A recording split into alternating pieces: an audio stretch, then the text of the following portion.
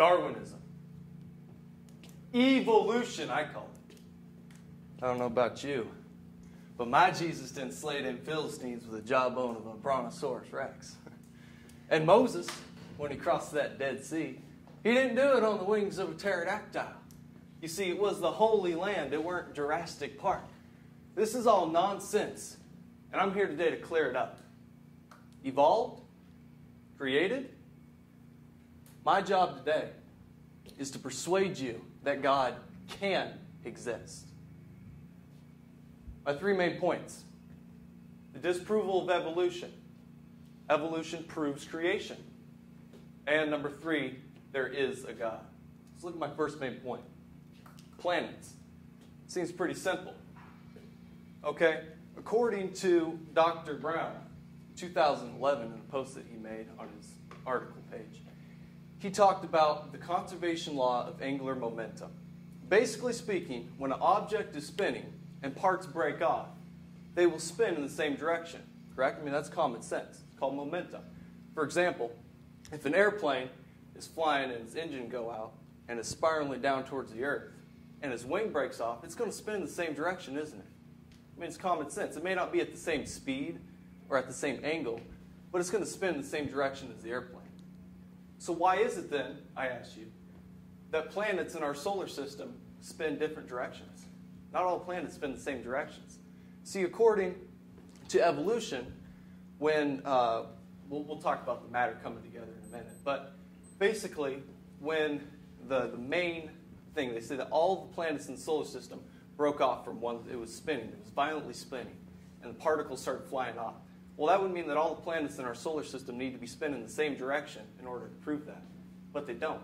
Moons spin the different directions of their planets. Other planets spin different directions than other ones. So how does that work? It can't. According to scientific law, it can't work.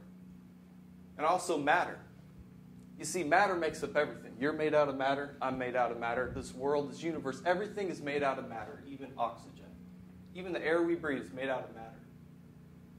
So evolutionists believe that there was 2 values of matter, which is my second main point.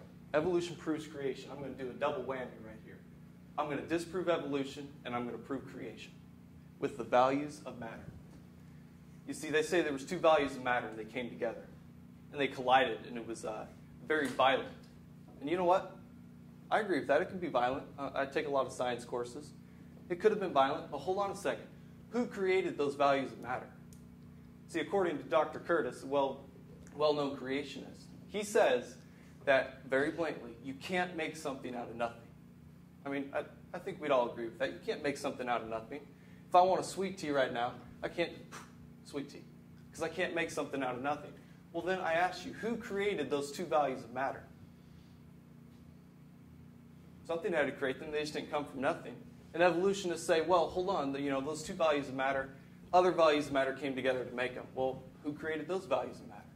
See, it all goes back to needing a creator. In order for evolution to work, it needs a creator. But hold on. Evolution disproves a creator. And so if it needs a creator to prove itself, how is it true?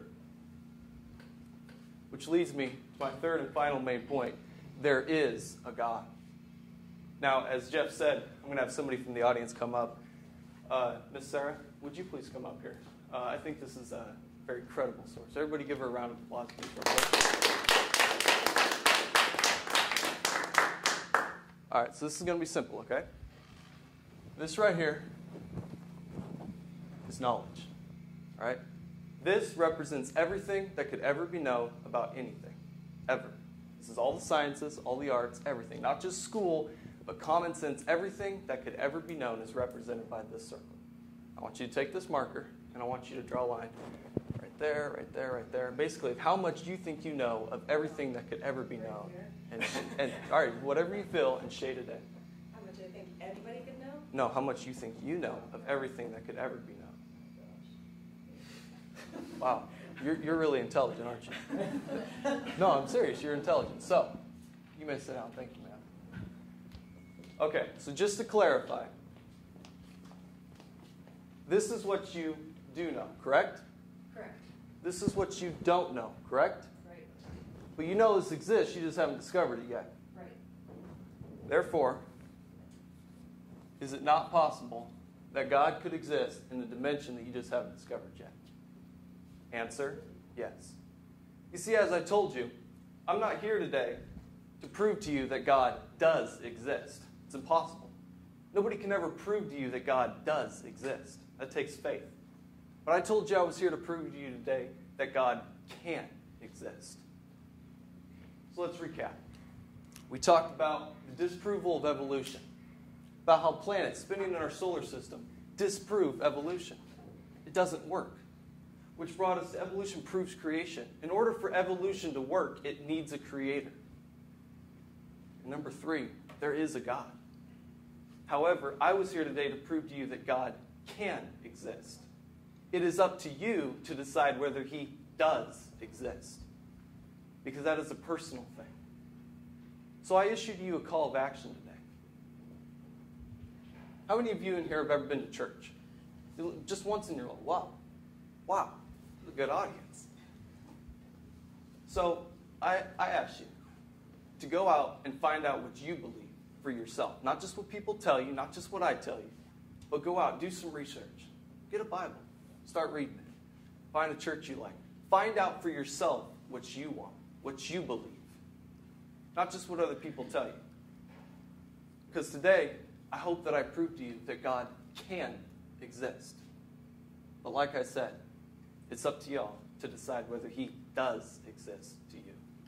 With that, ladies and gentlemen,